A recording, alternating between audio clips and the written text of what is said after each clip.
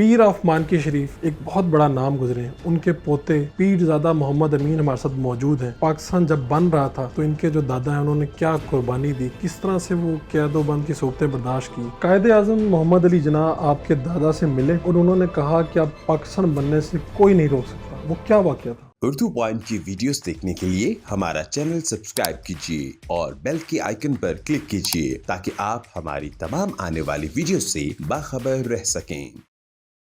السلام علیکم ناظرین، آپ دیکھ رہے ہیں اردو پوائنٹ اور میں ہوں فاروق وڑائچ۔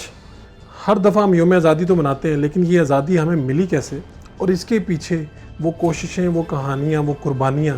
جو شاید ہم اس طرح سے محسوس نہ کر پائیں، وہ کیا تھیں؟ پیر آف مانکی شریف ایک بہت بڑا نام گزرے ہیں۔ ان کے پوتے پیرزادہ محمد امین ہمارے ساتھ موجود ہیں، ان سے ہی ان کی کہانی جانتے ہیں۔ قائد اعظم محمد علی جناح آپ کے دادا سے ملے اور انہوں نے کہا کہ اب پاکستان بننے سے کوئی نہیں روک سکتا۔ وہ کیا واقعہ تھا؟ وہ واقعہ تھا جب 19 نومبر 1945 کو قائد اعظم محمد علی جناح نے صوبہ سرحد کا دوسری مرتبہ دورہ کیا۔ اس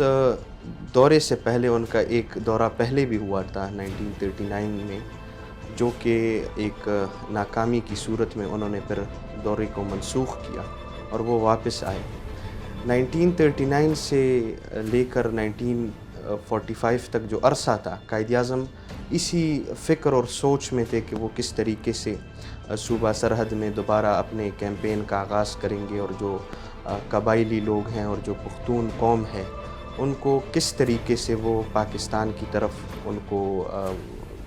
بلائیں گے کہ وہ پاکستان کی حمایت کریں۔ اس میں پھر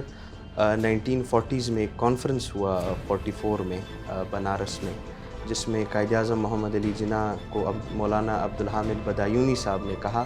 کہ اگر آپ کو پاکستان میں صوبہ سرحد کو شامل کرنا ہے تو آپ پیر صاحب آف مانکی شریف سے ملیں۔ پھر انہوں نے ایک خط بھیجا جس میں انہوں نے مانکی شریف آنے کی خواہش کا اظہار کیا اور ان کی دعوت کو پیر صاحب آف مانکی شریف نے قبول کیا۔ لیکن جب چونکہ وہاں پر حکومت کانگریس کی تھی اور جو پختون جو آبادی تھی اس میں زیادہ تر وہ پاکستان مخالف تھے،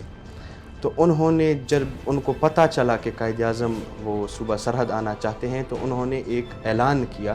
حکومت نے کہ اگر کسی شخص نے مسلم لیگی جھنڈے کو اپنے گھروں پہ لگایا یا کسی مسلم لیگی رہنما کو اپنے گھر میں آنے دیا تو اس گھر کو بھی جلایا جائے اور ان لوگوں کو بھی جلایا جائے جو اس طرح کریں۔ جب یہ اعلان پیر صاحب آف مانکی شریف نے سنا تو انہوں نے کہا کہ قائد اعظم میرے مہمان ہیں اور میں دیکھتا ہوں کہ کس طریقے سے ان کو کوئی روک کے دکھاتا ہے۔ پھر جب نومبر کا مہینہ آیا تو پورے صوبے میں پیر صاحب آف مانکی شریف کے مریدین نے قائد اعظم کی آمد کی تیاریاں شروع کی، اور اٹک چونکہ وہ پنجاب اور خیبر پختونخوا کی باؤنڈری ہے، وہاں پر پیر صاحب نے حکم دیا اپنے مریدین کو کہ آپ جائیں اور قائد اعظم کو ریسیو کریں۔ لیکن ان کی جو آمد تھی وہ بھی صرف یہ نہیں تھی کہ ان کے جو ہمارے مانکی شریف کے مریدین تھے وہ کھڑے تھے، ان کی گاڑی کو باقاعدہ وہ اٹھا کے صوبہ سرحد میں انہوں نے داخل کرایا اور پہاڑوں پہ اور راستوں پہ ان کی آمد کے خوشی میں جو ہے تو پیر صاحب آف مانکی شریف کے مریدین کھڑے تھے۔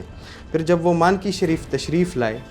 تو 500 علماء مشائخ اس وقت ہمارے دادا نے اکٹھے کیے تھے، جس میں جو بڑے خانوادے ہیں چورا شریف کا، کاربوغا شریف کا، علی پور شریف کا، جو بڑے بڑے آستانے تھے اور جن کا ایک بہت بڑا ہولڈ تھا عوامی سطح پہ۔ پھر جب وہاں پر ان کی باتیں شروع ہوئی تو انہوں نے پیر صاحب آف مانکی شریف کو پاکستان کی حصول کے بارے میں بتایا اور اس کی اہمیت سے واقف کرایا کہ کتنی ضرورت ہے برصغیر پاک و ہند کے مسلمانوں کے لیے۔ پھر پیر صاحب آف مانکی شریف نے ان سے ایک بات کہی کہ قائد اعظم صاحب، آپ کی تمام باتیں ٹھیک ہیں، لیکن جب پاکستان بن جائے گا تو اس میں نظام کون سا ہوگا؟ تو قائد اعظم وہاں پر اٹھ گئے اور انہوں نے کہا کہ اس میں بھی کوئی شک ہے کہ مسلمانوں کو ایک قرآن اور رسول اللہ صلی اللہ علیہ وسلم کی حدیث کے علاوہ کوئی نظام ملے گا؟ پیر صاحب نے کہا کہ یہ آپ نے کہنا نہیں، یا آپ نے میرے ساتھ معاہدہ کرنا ہے کہ جب پاکستان بن جائے گا تو اس میں اسلامی نظام کا نفاذ ہوگا، جو کہ معاہدہ آج بھی سرکاری دفاتر میں وہ موجود ہے، اور پھر اس کو کانسٹیٹیوئنٹ اسمبلی نے اس کی ریفرنس بھی دیا ہوا ہے جب وہ قانون سازی کر رہے تھے۔ پھر اس کے بعد 1946 کا الیکشن آیا، اور اس الیکشن میں کانگریس نے پھر کلین سویپ کیا پورے صوبے میں، اور وہاں سے ایک بھی سیٹ مسلم لیگ کے حق میں نہیں آئی۔ لیکن 1945 سے لے کر 1947 کے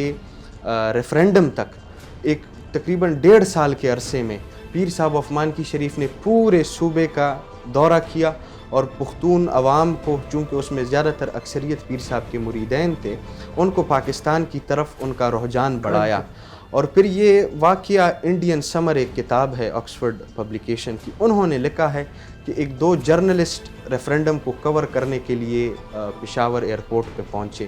جب وہ آئے تو انہوں نے یہ واقعہ اس کتاب میں لکھا ہے کہ جب ہم ایئرپورٹ سے باہر نکلے تو 2 طرح کے لوگ تھے۔ ایک وہ لوگ تھے جنہوں نے سرخ کپڑے پہنے تھے، اور ایک وہ لوگ تھے جنہوں نے سبز کپڑے پہنے تھے۔ سرخ لوگ کانگریس کے اور باچا خان کے پیروکار تھے، اور جو سبز کپڑے تھے تو وہ مسلم لیگ کے اور پیر صاحب آف مانکی شریف کے مریدین تھے۔ تو آپ اس سے اندازہ کر سکتے ہیں کہ کس طریقے سے پھر اس 1 سال کے عرصے میں، یا وہ صوبہ تھا جہاں پر قائد اعظم صاحب کا دورہ بھی مکمل نہ ہوا، اور پھر وہ 1 سال کے عرصے میں وہ اتنا وہاں پر لوگوں میں رجحان بڑھی، اور چونکہ لوگ پیر صاحب آف مانکی شریف کو مذہبی، اگر آپ یہ کہہ لیں کہ صوبہ سرحد میں اگر ایک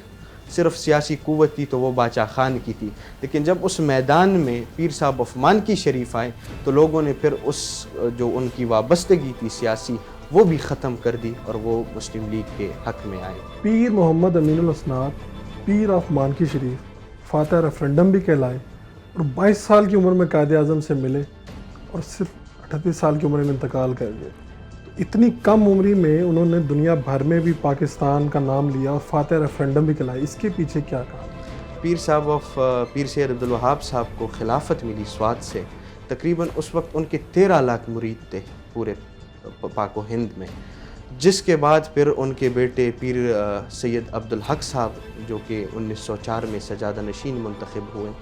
پھر ان کے دور میں وہ آستانہ مزید ترقی کی طرف رواں دواں ہوا، جو دینی تبلیغ تھا اور جو اشاعت تھی دین کی، تو وہ بہت زیادہ ہوئی، اور پھر اس کے بعد وہ تعداد بڑھتی گئی مریدین کی۔ پھر اس کے بعد پیر سید عبدالرؤوف صاحب منتخب ہوئے سجادہ نشین، جو کہ پیر سید امین الاسناد صاحب کے والد تھے، اور جب پیر سید عبدالرؤوف صاحب وفات پائے تو پیر سید محمد امین الاسناد صاحب کی عمر 12 سال تھی۔ یہ بڑی بچپن میں بڑے زیرک تھے، اور ان کے جو دادا تھے تو وہ یہ کہتے تھے، انہوں نے پیشن گوئی کی تھی کہ میرا یہ پوتا جو ہے یہ انگریزوں کو بھگائے گا۔ تو وہ ان کا کہنا تھا، صاحب لفظ تھے، چونکہ ان کی جو طریقت اور تصوف میں ان کا جو مقام تھا وہ بڑا واضح ہے، تو ان کا وہ گفت تھا کہ وہی بچہ جو 12 سال کی عمر میں استانہ عالیہ قادریہ مانکی شریف کا وہ سجادہ نشین منتخب ہوا، اور پھر 22 سال کی عمر میں قائد اعظم نے ان سے ملاقات کا اظہار کیا، اور پھر ان کی جو زندگی تھی وہ بڑی نوجوان عمر میں ان کی تمام سٹرگل دین کے لحاظ سے اور پاکستان کے لحاظ سے انہوں نے سر انجام دی، اور 38 سال کی عمر میں پھر وہ شہید ہوئے ایک کار ایکسیڈنٹ میں۔ فاتح ریفرینڈم جب 1947 میں جب برٹش گورنمنٹ نے اعلان کیا کہ ہم، چونکہ وہاں پر حالات اتنے زیادہ خراب ہو گئے تھے کہ ایک طرف سیاسی ورکرز تھے اور دوسری طرف پیر صاحب آف مانکی شریف کے مریدین تھے، اور وہ بظاہر اس سے ان حالات سے ظاہر ہو رہا تھا کہ جو پاکستان کے حق میں جو لوگ ہیں تو وہ بہت زیادہ ہیں۔ پھر انہوں نے اعلان کیا کہ آپ 1947 کے جولائی کے مہینے میں ریفرینڈم کرائیں، اور اس ریفرینڈم میں پھر پاکستان کے خلاف 2000 ووٹ گئے، اور پاکستان کے حق میں اور پیر صاحب کے حق میں 2 لاکھ ووٹ آئے، تقریباً 1,98,000 ووٹوں سے کی اکثریت سے وہ پاکستان کے حق میں وہ ووٹ آئے، اور پھر اس کے بعد جو ہے قائد اعظم نے ان کو ایک خط کے ذریعے فاتح ریفرینڈم کا لقب دیا۔ پیر صاحب کو جب گرفتار کیا جاتا ہے تو جیلیں بھر جاتی ہیں، اور وہاں پہ جیلیں اتنی بھر جاتی ہیں کہ ان کو دور لے جانا پڑتا ہے، وہ کیا واقعہ ہو؟ اصل میں جب پیر صاحب عثمان کی شریف نے قائد اعظم کو ریسیو کیا سرحد میں تو وہ مسلم لیگ کے لیے بریک تھرو تھا اور تحریک آزادی پاکستان کے لیے وہ ایک بوسٹ تھا جس سے پورے خطے میں یہ واضح ہو گیا تھا کہ پاکستان کو اب کوئی طاقت بننے سے نہیں روک سکتی. چونکہ حکومت کانگریس کی تھی تو ان کو دھچکا لگا کہ ان کے حکم کے خلاف پھر بھی پیر صاحب عثمان کی شریف نے قائد اعظم کو ویل ریسیو کیا. پھر انہوں نے ایک جلسے میں پیر صاحب عثمان کی شریف کو گرفتار کیا جس کے بعد پیر صاحب کے مریدین نے جیل برو تحریک کا اعلان کیا اور وہ جیل اتنے بھر گئے کہ انگریز گاڑیاں بھرتے تھے اور وہ دور دراز کے علاقوں میں ان کو چھوڑتے تھے, وہ واپس آتے تھے اور وہ ادھر جیل کو پھر سے وہ گرفتاریاں دیتے تھے. پھر انہوں نے پشاور میں ایک لائن لگائی تھی اور انہوں نے کہا تھا کہ اس لائن کو کوئی نہیں کراس کرے گا, یہ قلعہ بائلا حصار کے ساتھ. تو ہمارے مانکی شریف کے مرید تھے متنی کے محمد علی شہید, تو انہوں نے کہا کہ آج میں اپنے پیر اور اس کے نظریے پہ قربان ہوں گا, اور گھر سے انہوں نے ایک سبز چادر لی اور ایک سفید چادر لی. سفید چادر کی مناسبت اپنے کفن سے کی اور سبز چادر کی مناسبت اپنے پیر صاحب اور ان کے نظریے اور مسلم لیگ سے کی, اور انہوں نے وہ باڑ جو ہے وہ نعرے تکبیر اور نعرے رسالت کی صداؤں پہ کراس کی. پھر اس کے بعد ہمارے پبی کے مرید تھے, انہوں نے جھنڈا پکڑا اور پھر تقریباً 2 شہادتوں کے بعد تیسرے بندے نے وہاں پر جو ہے وہ لائن کراس کی اور وہاں پر جھنڈا لگایا پاکستان کا.